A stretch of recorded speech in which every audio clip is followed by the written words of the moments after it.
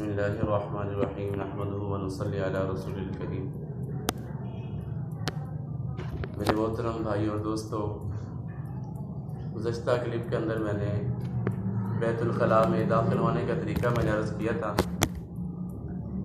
और उस तरीके के अंदर मैंने एक दुआ भी अर्ज़ की थी और उस दुआ के पढ़ने का फ़ायदा भी मैंने बताया था कि फ़ायदा क्या है कि जो इंसान बैतुल खला में वाशरूम में दाखिल होते वक्त ये दुआ पढ़ लेगा, बिस्मिल्लाहि अल्लाहुम्मा इन्नी अऊज़ु बिका मिनल खुबुथि वल खबाइस, तो जिन्नात से और जन्नियों से अल्लाह पाक उसकी हिफाजत फरमाएंगे।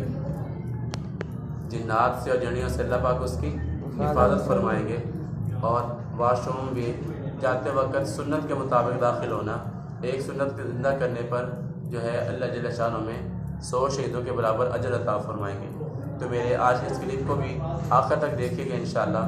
आज बैतुल खला से बाहर निकलने का तरीका आपसे अर्ज़ करना है और एक सुन्नत को ज़िंदा करेंगे 100 शहीदों के बराबर अजर मिलेगा।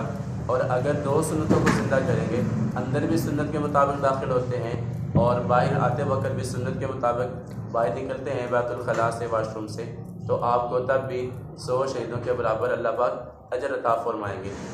तो इसलिए मेरे इस वीडियो को आपने आखिर तक देखना है। हमारे चैनल को सब्सक्राइब भी करना है, शेयर भी करें, लाइक भी करें और कमेंट भी करें। अल्लाह पाक आप सब कुछ ज़ैक़ अता फरमाए। तो वाशरूम से बाहर निकलने का सुन्नत तरीका क्या है कि जब हमने बैतुल खला से बाहर निकलना है तो सबसे पहले दायां पाँव बाहर रखना है। बैतुल खला से दायां पाँव हमने सबसे पहले बाहर निकलना है, बाहर रखना है और उसके बाद फिर बायां पाँव। और जो हमने दुआ पढ़नी है वाशरूम से निकलने की दुआ, वो भी हमने सबसे आखिर में पढ़नी है। और दुआ मैंने अर्ज़ कर दूं कि हर दुआ कीमती है और इस दुआ को हमारे अंदर पहली बात यह है कि हमें सीखने का शौक़ होना चाहिए। इस दुआ के अंदर कितने प्यारे अल्फाज हैं, कितनी अल्लाह जल्ल शान से हमने अपनी मग़फ़िरत की कितने प्यारे अंदाज में दुआ की है। इस दुआ के अंदर ये सारी की सारी चीज़ें हैं। तो कोशिश करें कि इस दुआ को भी याद करें और तर्जुमे को भी याद करें। जैसे गुज़श्ता दुआ का मैंने तर्जुमा बताया था, उम्मीद है कि आप हज़रात ने इसको याद किया होगा। आज भी मैं अर्ज़ करता हूँ इस दुआ के अंदर भी कोशिश करें कि इस दुआ को भी याद करें और दुआ के साथ साथ क्या करना है हमने भाई, तर्जुमा भी इसका याद करना है ताकि हमें पता चल जाए कि हमने अरबी के अंदर अल्लाह पाक से क्या मांगा है, क्या बात की है। और दूसरी बात, क्योंकि हम लोग उर्दू बोलने वाले, पंजाबी बोलने वाले हैं, तो हमें क्या पता कि हमने अल्लाह पाक से क्या कहा और अल्लाह पाक हमसे क्या चाहते हैं। तो इसलिए मेरी आपसे जो एक गुजारिश है कि इस दुआ का तर्जुमा भी याद करना है ताकि हमें पता चल जाए कि अल्लाह पाक से हमने क्या मांगा है।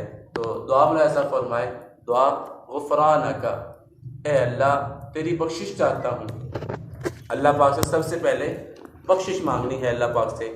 और आप लोग सोचेंगे कि बख्शिश किस बात की, हमने कौन सा वाशरूम में जाके कोई बुरा काम किया, कोई गुनाह किया है? नहीं मेरे अजीज़ों, इसलिए अल्लाह पाक से बख्शिश मांगी है हमने कि जो हमारा वक़्त गफलत के अंदर गुज़रा, अल्लाह पाक से दूर होने के अंदर वक़्त गुज़रा हमारा, उस गफलत के वक़्त गुज़रने की वजह से, गफलत में गुज़रने की वजह से हमने अल्लाह पाक से क्या किया भाई, मग़फ़िरत मांगी है, तौबा की है। गुफ़रानक, तेरी बख्शिश मांगता हूँ। अल्हम्दुलिल्लाह, सारी तारीफ़ें किसके लिए भाई? अल्लाह के लिए हैं। सारी तारीफ़ें किसके लिए? अल्लाह के लिए हैं। अल्हम्दुलिल्लाहिल्लज़ी, जिसने अज़हबा अन्निल अज़ा, हमारे अज़ा से, जिस्म से गंदगी को दूर कर दिया, व आफ़ानी, और हमें आफ़ियत बख्शी, हमें सुकून बख्शा, हमें राहत बख्शी। तो भाइयों, आफ़ियत कितनी बड़ी अल्लाह की रहमत है, कितनी बड़ी अल्लाह की नेमत है, सेहत कितनी बड़ी अल्लाह की नेमत है।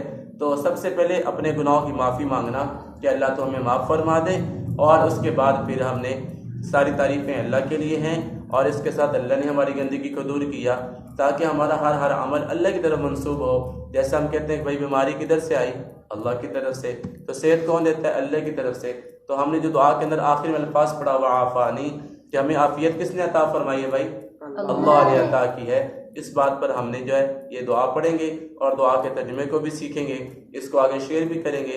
हमारे शेयर करने से जितने भाई इस दुआ को याद करेंगे, इस बात पर अमल करेंगे, सारा का सारा अजर किसको मिलेगा भाई? शेयर करने वाले को मिलेगा। अल्लाह पाक हम सबको अमल की तौफीक नसीब फरमाए। अस्सलामु अलैकुम व रहमतुल्लाहि व बरकातहू।